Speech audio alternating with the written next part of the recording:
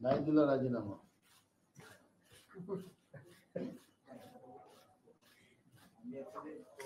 शेवटच्या क्षणापर्यंत चेक करून घेतलं त्यांनी आपले घेतला ना. माझी यंत्रणा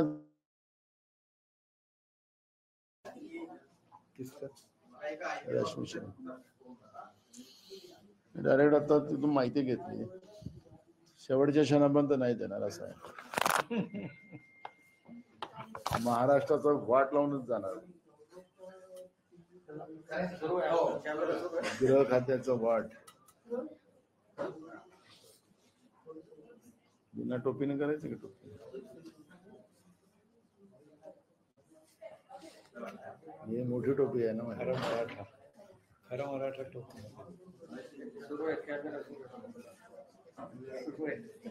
सर, काल आपण शरद पवारांच्या भेटीला गेलेलो होता. काय काय चर्चा झाली आणि येणाऱ्या काळामध्ये महाविकास आघाडीच्या संदर्भात काय चर्चा झाली आहे? एकत्रित राहणारे महाविकास आघाडी स्थानिक स्वराज्य काही वेगळे काय? बघा, अजून निवडणुका स्थानिक स्वराज्य संस्थांच्या लागतील की नाही लागतील या शंका सगळ्यांच्याच मनात आहे. सत्ता पक्षाच्याही लोकांच्या मनात आहे.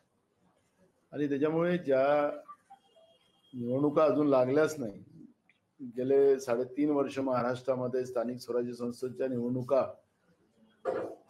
भाजप आणि त्यांच्या युतीनं न होऊ देणं, याचाच अर्थ ही जी लोकल बॉडीज लोकशाही आहे ती संपवण्याचा एक पाया भाजप आणि त्यांच्या युतीनं या ठिकाणी रचलेला आहे. आणि यावेळेस निवडणुका आता नाहीत, त्याच्यामुळे त्याबद्दलची चर्चा आज करण्याचं कुठले कारण नाही. मी पुण्याला एका कार्यक्रमाला गेलो होतो आणि त्याच्यामुळे स्वाभाविक आहे तिथं पवारसाहेब होते म्हणून त्यांना मी भेटलो. त्यामुळे आमची 2 दिवसाच्या पहिलीची मीटिंग आमच्या महाविकास आघाडीच्या सगळ्या पदाधिकाऱ्यांबरोबर झाली होती. त्याच्यामध्ये विधिमंडळातल्या समितीच्या बाबतची चर्चा होती. ते चर्चेच्याही बाबत मी पवारसाहेबांशी चर्चा केली. बस एवढीच ती भेट होती. सैफ अली खान हल्ला प्रकरणामध्ये आता नितेश राणे यांनी वक्तव्य केलं आहे. संशय त्यांनी उभा केला आहे आणि कुठेतरी जिहादचा मुद्दा जो आहे वळण त्यांनी या सर्व प्रकरणाला दिला आहे. कसं आहे की धर्म आणि राजकारण हा भाजपचाच अजेंडा आहे. जनतेचे मूळ प्रश्न बाजूला कसे सारायचे आणि त्याच्यामध्ये धार्मिक तेढ निर्माण करून जनतेचे मूळ प्रश्न बाजूला सारणं ही भूमिका भाजपची राहिलेली आहे. त्याच्यामुळे या गोष्टीतलं कुठलंही तथ्य नाही. दुसरा महत्वाचा प्रश्न आहे की आज दैनिक भास्करनी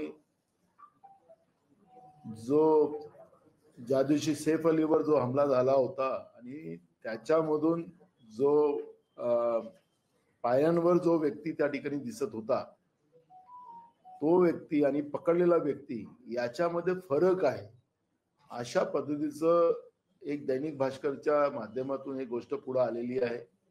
मी पण आता सापडलेला आरोपी आणि तो पायऱ्यावर दिसणारा आरोपी या दोघांमध्ये फरक त्या ठिकाणी दिसतो आहे. त्याच्यामुळे पोलिसांनी जो सुरुवातीला तशाच दिसणारी काही माणसं पकडलेली होती आणि नंतर सोडली गेली होती, पण आता जो पकडलेला आहे तो खरा आरोपी आहे काय, हा प्रश्न या निमित्तानं निर्माण झालेला आहे. आणि म्हणून सरकारमध्ये बसलेल्या लोकांनी हे धार्मिक तेढ निर्माण करण्यापेक्षा असली गुन्हेगार कोण आहे, याच्या पाठीशी नेमकं कोण आहे, या सगळ्या गोष्टीकडे लक्ष घालण्याची गरज आहे.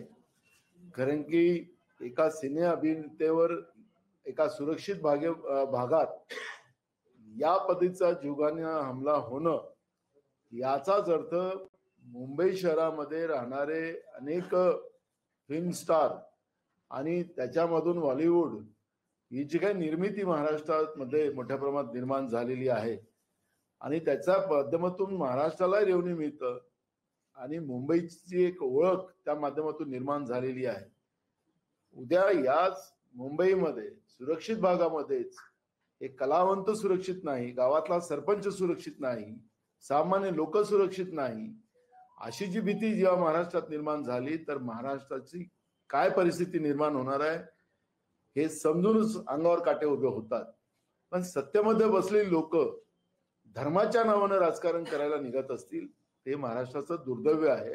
आणि म्हणून कोण काय बोलतो याच्यापेक्षा हे जे काही दैनिक भास्कर मधून जे काही आज जे गोष्ट पुढे येत आहे त्याच्याकडे सरकारने लक्ष घालावं आणि मुंबई पोलिसांनी लक्ष घालावं, ही भूमिका काँग्रेस पक्षाची आहे. एखादा मुस्लिम कोणी खान फॅमिलीचा असला तर सुप्रिया सुळे किंवा जितेंद्र आव्हाड सारखे जे नेते आहेत ते जास्त बोलतात. एखाद्या हिंदू कडे असं झालं असतं तर हे फार बोलले नसते. हा जो काही प्रकार आहे, मंत्री म्हणून नितेश राणे अशा पद्धतीचं वक्तव्य करतायत, यावर तुमचं काय म्हणणं आहे? मला सरकारमध्ये बसलेली लोक, मी कुठल्याही एका व्यक्तीचं तुम्ही नाव घेता मला घ्यायचं नाहीये, राजपूतच्या घटनेच्या वेळेस हे प्रकरण सीबीआयकडे गेलं. सीबीआयकडे गेल्यानंतर सीबीआयने अजूनपर्यंत राजपूतच्या प्रकरणामध्ये जी काही लोक लपलेली आहेत त्याच्यामध्ये त्या घटनेच्या मागे अजूनपर्यंत शोध का नाही काढला, का कारवाई नाही झाली? राजपूत तर हिंदू होता. त्यावेळेस आम्ही प्रश्न उपस्थित केला होता राजपूतच्या मॅटरमध्ये. अनेक आपल्या संघटनांनी त्या काळात मोर्चे काढले. केंद्रात सरकार आहे, राज्यात तुमचं सरकार आहे आणि छोटा मोठा काळ नाही, 2.5 वर्ष ते गेले. आता पुन्हा आता तुमचं बाळपण सुरू झालं, त्याच्यातही भांडणं चालूच आहे साध्या पालकमंत्रीसाठी. धर्मापेक्षा जाण्यापेक्षा आज मुंबई संपते आहे, मुंबईतलं बॉलिवूड संपेल, त्याची काळजी तर करा ना. राज्याच्या तिजोरीत येणाऱ्या रिसिप्ट आहेत त्या कमी होतील पुढच्या काळात. आणि नुसतं अभिनेताच नाही तर राज्यातला शेतकरी सुखी नाही, सुरक्षित नाही, तरुण सुरक्षित नाही, सरपंच सुरक्षित नाही, ही परिस्थिती आहे. तुम्ही अजूनही धर्मावर अडलेला, हाच प्रश्न या निमित्ताने निर्माण होत आहे. त्याच्यामुळे काँग्रेस पक्षाला कुठल्या धर्मावर जास्त चर्चा करण्यापेक्षा आज महाराष्ट्रामध्ये जी काही परिस्थिती निर्माण झालेली आहे, महाराष्ट्रामध्ये जी असुरक्षितता निर्माण झालेली आहे त्यावर जास्त भर देण्याची गरज आहे, हे काँग्रेस पक्षाचं मत आहे. ज्याला धर्माच्या नावानं राजकारण करायचं असेल सत्तेमध्ये बसून तो त्यांचा प्रश्न आहे. हा छत्रपती शिवाजी महाराजांचा महाराष्ट्र आहे, शाहू आंबेडकरांचा महाराष्ट्र आहे. या महाराष्ट्रामध्ये संविधानाची शपथ घेऊन बसलेलं सरकार अगर धर्मावरच खेळत असेल ते महाराष्ट्राचं दुर्भाग्य आहे. सैफ अली खानच्या या संपूर्ण प्रकरणामध्ये नितेश राणे आणि संजय देशमुख हे सुद्धा अशाच अर्थाची विधानं करतात की हे प्रकरण सस्पिशियस वाटतं आहे, संशयास्पद आहे, तपास होतोय का असा सवाल त्यांनी उपस्थित केला. म्हणून दैनिक भास्करची भूमिका मी या ठिकाणी मांडत असताना त्यांनी जे काही त्याच्यातलं संशोधन केलं त्याच्यावरच मी भूमिका मांडलेली आहे. त्याच्या मुळापर्यंत पोलिसांनी जावं ना. पोलिसांनी पहिले पण तसा दिसणारा व्यक्ती पकडला होता. आता पुन्हा दैनिक भास्करनी जी भूमिका मांडलेली आहे तसाच दिसणारा माणूस पकडला, पण तो नाहीये. पोलिसांनी याचं जस्टिफिकेशन केलं पाहिजे, स्पष्टीकरण दिलं पाहिजे. सैफ अली खानचं अजून स्टेटमेंट घेतलं नाहीये पोलिसांनी, काय कारण वाटतं? कारण आता तो ज्या पद्धतीनं बाहेर आला फिट दिसतोय असं सगळे म्हणतात. बघा, जे काही डॉक्टरांनी जे प्रेस रिलीज केलेलं होतं त्याच्यामध्ये जे काही सांगण्यात आलं होतं की 6 वार त्यांच्यावर झालेले होते. त्यांच्या पाठीच्या कण्याच्या भागामध्ये कण्याला न लागता त्यांच्या मसलमध्ये ते चाकू त्या ठिकाणी घुसलेला होता, त्यामुळे ते बचावलेले होते. हे पहिल्या दिवशी त्यांनी सांगितलं. आता ते काही धोका कुठलाही नाही, एकदम धोक्याच्या बाहेर आहे असंच पोलीस त्यावेळेसच्या डॉक्टरच्या प्रेस रिलीज मध्ये त्यांनी सांगितलेलं होतं. आता डॉक्टरचं काम डॉक्टर करेल. आता जे लोक बोलतात ते डॉक्टर आहेत की मला माहिती नाही, ते कुठले डॉक्टर आहेत तर त्यांचा तपास आता करावा लागेल.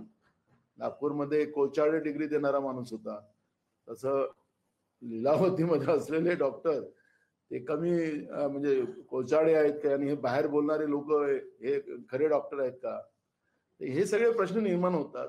डॉक्टरांनी जे प्रेस रिलीज केलं ते तुमच्याच माध्यमातून केलेलं होतं. जे काही आम्ही ऐकलं ते डॉक्टरांच्या ह्याच्यावर आम्ही सांगतोय. आम्हाला कुठल्या सैफ अलीची बाजू घ्यायची आहे किंवा कोणाची घ्यायची आहे असा मुद्दा नाही. पण हे अशा पद्धतीचं जे कृत्य आज महाराष्ट्रात होते आहे, मुंबई सारख्या शहरात होत आहे जिथं सरकार बसते, त्या ठिकाणी लोकच असुरक्षित असेल तर मग महाराष्ट्रातली परिस्थिती काय असेल त्याची ओळख आहे ना. शीतावरून भाताची परीक्षा केली जाते. आज आपण मुंबईमध्ये सुरक्षित भागात तिथंच लोक सुरक्षित नसेल तर महाराष्ट्रातल्या कान्याकोपऱ्यात काय परिस्थिती असेल ही याच्यातून ओळख होते. त्यामुळे मला याच्यात राजकारण करायचं नाही, काँग्रेसला राजकारण करायचं नाही. वस्तुस्थिती जनतेसमोर यावी हीच अपेक्षा आमची आहे.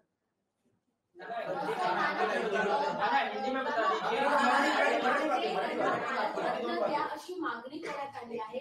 बाळासाहेब ठाकरे यांना भारतरत्न द्या अशी मागणी करण्यात आली आहे. तुमचं काय मत आहे? सरकार आता काँग्रेसचं सरकार केंद्रात येऊ द्या तर त्याचा विचार आपण करू, पण आता आमचं सरकार नाही आहे.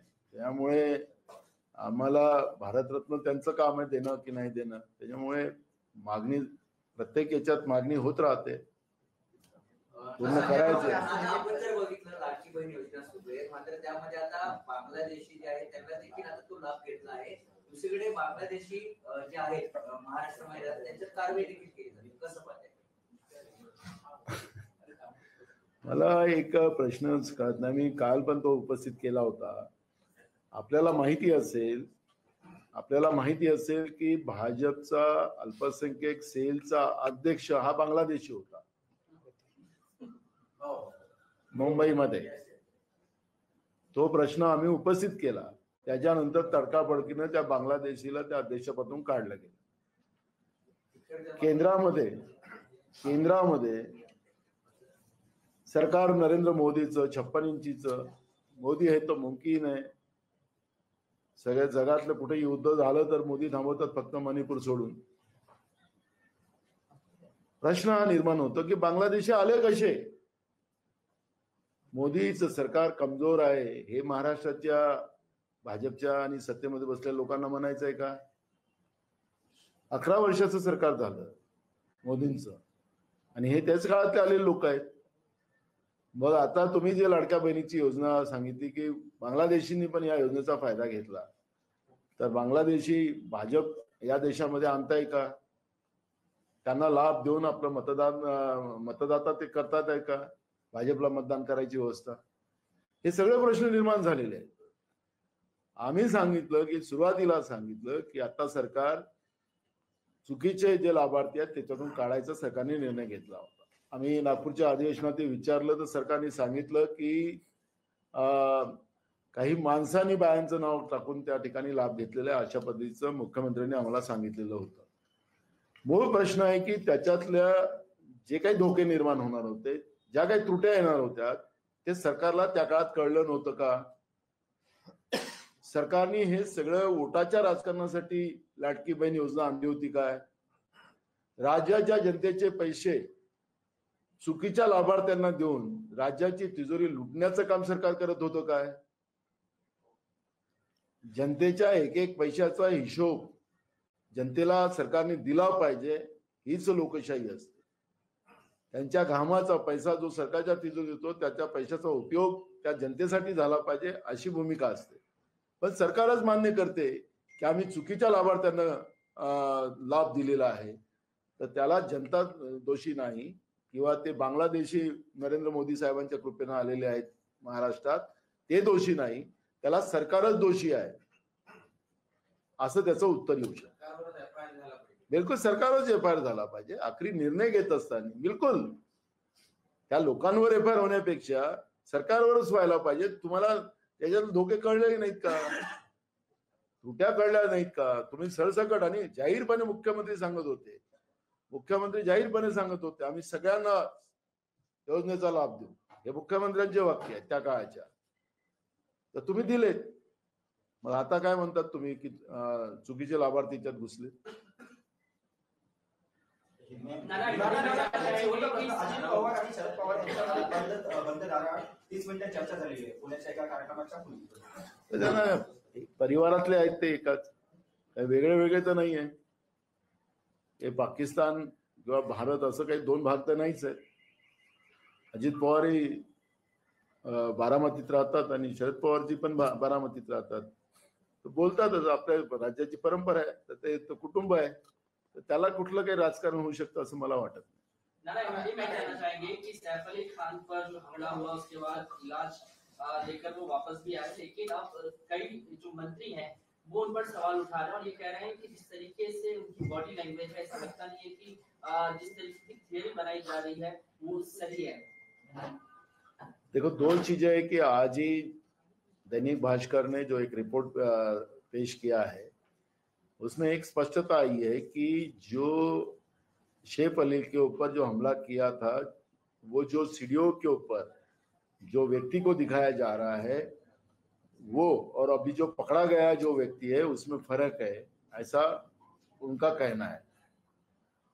उन्हें कई तरफ से उसकी जांच भी की है और उसी आधार पर उन्हें वो रिपोर्ट दी है, इस तरह का उन्हें कहा है. तो हमने भी उसको गौर से देखा है कि सैफ अली को मारने वाला जो व्यक्ति था उसमें और सीढ़ी पे उतरने वाला व्यक्ति और जो पकड़ा गया व्यक्ति में फर्क है. पुलिस ने तुरंत इस बात का स्पष्टीकरण देना चाहिए और इसलिए देना चाहिए कि आज मुंबई के सुरक्षित एरिया में सिने अभिनेता भी अगर सुरक्षित नहीं है तो बॉलीवुड जो मुंबई की एक शान है और महाराष्ट्र की एक शान है, वो यहाँ से जगह छोड़ने को भी ज्यादा समय नहीं लगेगा और उसका नुकसान महाराष्ट्र को होगा, ये खतरा हमें लगता है. एक, महाराष्ट्र में गांव का सरपंच भी सुरक्षित नहीं है, आम पब्लिक भी सुरक्षित नहीं है, यही बात सामने आती है. क्योंकि बीड की घटना भी अपने सबके सामने है और मुंबई के सुरक्षित इलाके में भी अगर लोग सुरक्षित नहीं है तो महाराष्ट्र की क्या परिस्थिति है, इस बात का अंदाज इस पे आता है. और पुलिस ने दोबारा ये घटना ना हो करके जो सही आरोपी है उसको पकड़कर प्रॉपर इलाज करना चाहिए कि दोबारा ऐसी घटना ना हो. एक रहा मंत्री जो लोगों का उल्लेख आपने किया है, ये मंत्री लोग ये धर्म के आधार पर राजनीति नहीं, क्योंकि जब वोट लेते हैं तो उसमें स्पष्ट रहता है कि हम किसी धर्म के बारे में हम टिप्पणी नहीं करेंगे, सबको साथ लेके चलेंगे. लेकिन वोट लेने के बाद, इस तरह की वोट लेने के बाद भी अगर मंत्री लोग धर्म के आधार पर राजनीति करते हैं तो वो संविधान का अपमान कर रहे हैं, ये बात स्पष्ट होता है. और रही बात अभिनेता, ये जो हमारे देश में रहा है या कोई भी रहा है जो देश का नागरिक है, वो धर्म से और जात से आगे वो देश का आदमी रहता है, हिंदुस्तान का आदमी होता है. और इसलिए इस तरह की बातें ना हो. और रही राजपूत की घटना की बात, हम और उसको याद दिलाएंगे कि केंद्र सरकार ने सीबीआई की तरफ इसकी पूरी जांच ली थी. अभी उसको 3 साल पूरे हो, 3.5 साल पूरे हो गए. क्या सीबीआई की जांच क्यों पूरी नहीं हुई 3.5 साल में? यही फडणवीस सरकार ने उस समय ये जांच सीबीआई की तरफ दी थी. नहीं, खुद केंद्र सरकार ने उस समय में सुमोटो ये इंक्वायरी सीबीआई की तरफ दी थी. तो क्या 3.5 साल में राजपूत के बारे में अभी तक तथ्य क्यों सामने नहीं आया? वो भी तो हिंदू था. सैफ अली अगर मुस्लिम है तो उसको ये सरकार में बैठे हुए लोग बात करते हैं. बात एक हिंदू या मुसलमान की नहीं है, बात यह है कि हमारा महाराष्ट्र असुरक्षित हो चुका है, लोगों में डर पैदा हो चुका है, पुलिस कमजोर हो चुकी है, ये भावना लोगों में हुई है. और अगर पुलिस ने गलत आरोपी को पकड़ के लाकर उससे झूठ मूठ का कबूल कर लिया तो कोर्ट में वो छूट जाएगा. और आपने देखा होगा कि पुलिस को रोज कोर्ट फटकार लगा रही है. बदलापुर के घटना में अक्षय सिंधे का फेक इनकाउंटर उन्होंने किया, ये हाल ही में सरकार को, पुलिस को कोर्ट ने फटकार लगाई. दूसरा, कल की ये घटना, वो बोगस फाइनेंस कंपनी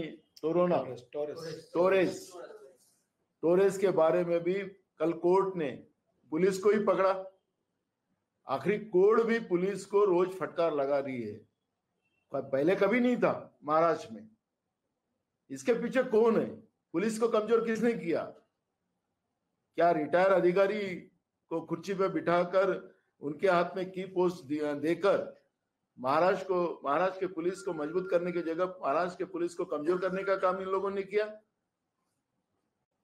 रिटायर अधिकारी जैसे केंद्र की सरकार में रेलवे मंत्री रिटायर अधिकारी, विदेश मंत्री रिटायर अधिकारी, तो रिटायर अधिकारी अगर देश चलाएंगे, रिटायर अधिकारी राज्य चलाएंगे, तो राज्य रिटायर करने की नौबत ये लोग ला रहे क्या? ये कई सवाल इसमें खड़े हो रहे हैं और इसलिए सरकार और पुलिस ने तुरंत जो दैनिक भास्कर ने जिस बात का खुलासा आज किया है उस बात का स्पष्टीकरण तुरंत पुलिस ने और सरकार ने देना चाहिए, ये मांग कांग्रेस पार्टी करती है। एक और बांग्लादेशियों को लेकर महाराष्ट्र भर में जो है वो ड्राइव चलाया जा रहा है, लगातार कार्रवाई की जा रही है, उनके नेता जो है कई बातें कह रहे हैं। वही दूसरी ओर ऐसा देखा गया है कि लाडली बहन स्कीम का जो बेनिफिट है वो कई बांग्लादेशी अवैध रूप से रह रहे हैं, वो भी इस स्कीम का फायदा ले रहे हैं। तो क्या इसके लिए सरकार जिम्मेदार है और अगर है तो कार्रवाई किस पर हो? सरकार जो आरोप लगा रही है कि बांग्लादेशी लोगों का ज्यादा से ज्यादा घुसपैठी ज्यादा बांग्लादेशी बने हुए हैं, तो हमारा कहना ऐसा है कि अगर सरकार ये बात को दोहरा रही है और बात का आरोप लगा रही है तो नरेंद्र मोदी की सरकार, केंद्र में बैठी हुई सरकार, ये कमजोर सरकार देश में आई है जिसे बांग्लादेशी बड़े पैमाने में महाराष्ट्र और देश के हर एक कोने में पहुंच रहे हैं। सरकार ने लाडली बहन योजना के माध्यम से भी बताया कि बांग्लादेशियों को फायदा, बांग्लादेशियों ने उसमें लाडली बहन में भी फायदा लिया है। क्या सरकार की जवाबदारी नहीं थी कोई योजना लाने के पहले उसमें क्या गलतियां हो सकती है, क्या लकुना रह सकता है? सरकार ने चुनाव के लिए योजना लाई थी, अपने को ज्यादा से ज्यादा वोट मिलने के लिए योजना लाई थी क्या? सरकार ने गलत किया है, सरकार ही खुद बोलती है। पहली बात तो सरकार के ऊपर ही एफआईआर दर्ज होना चाहिए। जनता के पैसे को अपने वोट के लिए, अपने को ज्यादा से ज्यादा अपने सरकार को वोट मिलने के लिए जिस तरह से जनता का पैसे का दुरुपयोग सरकार ने किया और सरकार खुद मानती है कि बांग्लादेशियों को इस योजना का फायदा मिला है, तो सरकार के ऊपर ही एफआईआर दर्ज होना चाहिए, ये मांग कांग्रेस पार्टी करती है। आज संजय राउत ने ये कहा कि बाला साहब ठाकरे को जो है भारत रत्न देना चाहिए, देश का सर्वोच्च सम्मान, और एक बार फिर ये कहते हुए उन्होंने स्वतंत्र वीर सावरकर के लिए भी वो बात दोहराई। उन्होंने कहा कि हम हमारी शुरुआत से ही मांग रही है कि स्वतंत्र वीर सावरकर को भी भारत रत्न दिया जाना चाहिए। दोनों नेताओं को लेकर ये बात कही गई है, आपका क्या मत है? देखो, केंद्र में हमारी सरकार नहीं है, इसलिए उस विषय पर बात नहीं करो तो ये बात कोई मतलब नहीं है। जिस बात का कोई अर्थ नहीं है और जो बात हमारे हाथ में नहीं है तो उस बारे में चर्चा ही नहीं करो तो अच्छा। वीर सावरकर को भारत रत्न नहीं, हमने उस बात में चर्चा ही नहीं करना है ना। हमें केंद्र की सरकार और माननीय राष्ट्रपति महोदय जो है, तो केंद्र की सरकार जब कैबिनेट में डिसीजन लेंगी उसके आधार पर निर्णय होता, तो केंद्र की सरकार हमारी है ही नहीं, तो उसके बारे में चर्चा करना और मैंने जवाब देना कोई मतलब नहीं। अच्छा, एक सवाल अंतिम मेरा होगा जाना आपसे। हुसैन दलवाई ने ये कहा, आपके सहयोगी हैं, उन्होंने ये कहा कि महात्मा गांधी को मारने में गोडसे का हाथ था। तो किस तरीके से इस स्टेटमेंट को देखते हैं, कोई तथ्य था तो उसमें क्या है, तो पूरा इतिहास बताता है। गोडसे था, गोडसे को गाडगे जी ने पहचाना। ये तो गोडसे तो मुसलमान के वेश में आया था और गाडगे जी ने बोला अरे नथु तू है क्या, तो वो उसमें गोडसे की पहचान हुई। तो ये तो इतिहास में है और जो वास्तविक है, और यह आजादी के बाद की घटना है, तो इतिहास नहीं हुआ, ये तो वास्तविकता है सामने। तो दलवाई जी ने गलत क्या बोला है? नाना, मराठीमध्ये एक शेवटचा प्रश्न आहे। नववर्षानंतर पहिल्यांदाच 2 मेळावे होतात चांगलं आहे, बाळासाहेबांच्या बद्दलचं गौरव तेवढा चांगला होत आहे, चांगलं वाटतं सगळ्यांना। सर, आणखी एक प्रश्न आहे की उदय सामंतांनी जे दावे केलेले होते की रत्नागिरीपासून सुरुवात होणारे पुन्हा एकदा शिवसेनेची इन्कमिंग ठाकरे गट आणि काँग्रेस दोघांमध्ये होणारे विद्यमान आमदार आहेत, माजी आमदार तर आता येण्याच्याच वाटेवर आहेत, आणि विद्यमान आमदार भेटून गेले। मला असं वाटतं की मताचा डाका टाकून निवडून आलेलं हे सरकार आहे त्यांची मानसिकता काय असेल तर त्याच्यातून हे स्पष्ट होत आहे. वैचारिक यांचा फक्त वैचारिक व्यवस्था यांची फक्त डाक्यांचीच आहे. निवडणूक आयोग आम्हाला उत्तर देत नाही. मतं वाढली कशी, रात्रीच्या 11:30 वाजेपर्यंत झालेली मतं 76 लाख कुठून आलेली त्याचं उत्तर आम्हाला निवडणूक आयोग देत नाही. त्याच्यामुळे हे डाका टाकून आलेली सरकार, जवळपास 65% मंत्री त्यांच्यावर कोणावर खुनाचे आरोप आहेत, कोणावर फसवणुकीचे आरोप आहेत, असे 65% मंत्री या मंत्रिमंडळात आहेत. आता या मंत्र्यांकडून काय अपेक्षित असेल तर डाकाच राहील ना, लुटपाटच राहील. याचे आमदार तोडू, त्याचे लोक तोडू, त्याचे हे करू, तर ती मानसिकता राहणार आहे. तुम्ही आता आलेत, डाका टाकून आलेत, काय आलेत, तुम्ही मंत्री झालात, सरकार बनली तुमची, तर राज्याच्या जनतेचा विचार करा ना. अजून आता तुरीचे भाव रोज पडत चालले. तुम्ही दिल्लीमध्ये बसलेलं सरकार, इकडे शेतकऱ्यांच्या तुरी निघाल्यात आणि तिकडून आता इम्पोर्ट करतात आहेत. मोठ्या प्रमाणात इम्पोर्ट केला, तुरीचा भाव खाली पडला, शेतकरी बर्बाद होत आहे. सोयाबीनची खरेदी 31 जानेवारीपर्यंत ठेवू सांगितलं होतं मुख्यमंत्र्यांनी. कुठं आता केंद्र सगळे बंद आहे. कापसाचा तोच आलाय, धानाचा तोच आलाय, शेतकरी बर्बाद झालेला आहे, बेरोजगारांचे तेच हाल आहेत. महागाईचं तर काही कोणी चर्चाच करायचा कार्यक्रम नाही. अशी परिस्थिती महाराष्ट्रात आहे. कायदा सुव्यवस्था नाही, त्याच्यावर या मंत्र्यांनी लक्ष घातलं पाहिजे. आम्ही यांचे आमदार फोडू, त्यांचे आमदार फोडू. आता त्यांच्यातच काय चाललेलं आहे सध्या पालकमंत्र्यासाठी, जसं मुख्यमंत्री लढाई चालू आहे पालकमंत्र्यासाठी. मलाईचे खाते किती मलाई खाणार माहित नाही मी. त्यामुळे ही जी काही मानसिकता आता या सरकारची आहे ती स्पष्ट होते. मला वाटतं की त्या अशा गोष्टीवर काँग्रेसकडून कुठली प्रतिक्रिया यावी की आमचे आमदार तोडणार, त्याचे तोडणार, ती वेळ सांगणार की कोणाचं काय होणार. त्याच्यामुळे मला आता त्याच्यावर काही फार काही बोलायचं नाही. आम्हाला काँग्रेसला जनतेचे प्रश्न महत्वाचे आहेत.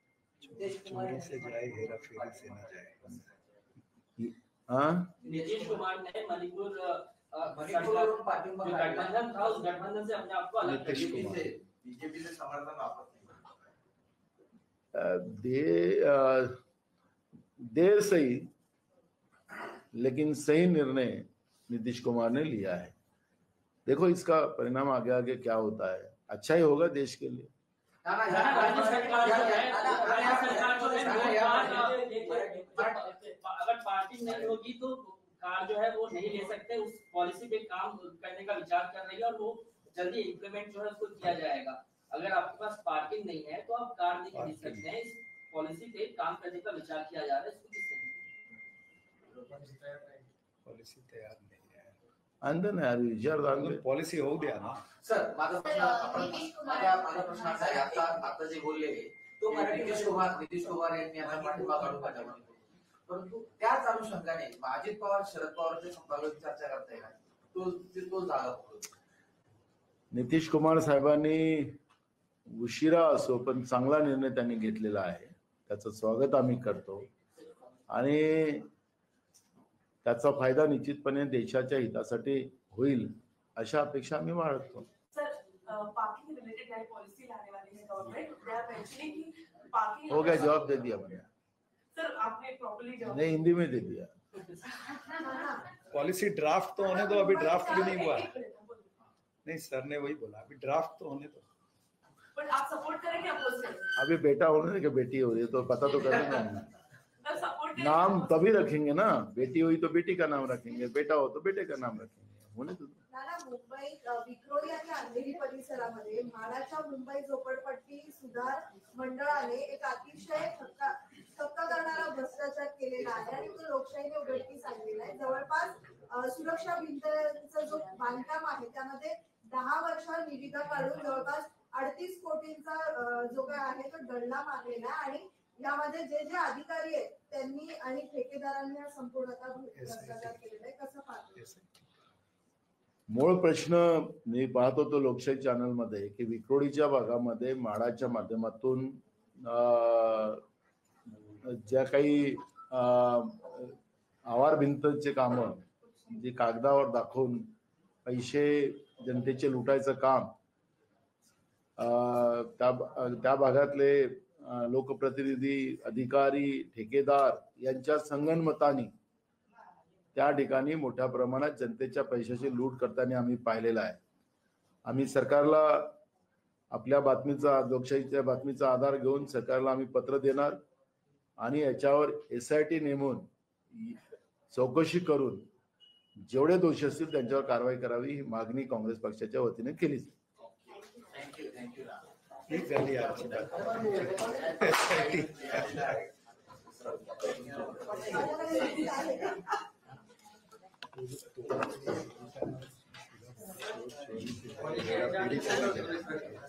प्राईम टाइम स्टोरी आहे सर, रिएक्शन तर द्यायची सांगा. अरे पण नाहीच आहे की काय आहे त्याला, काही जॉब नाही आला, काहीच आला नाही, प्रपोज केलं नाही केलं कुठं जॉब नाही.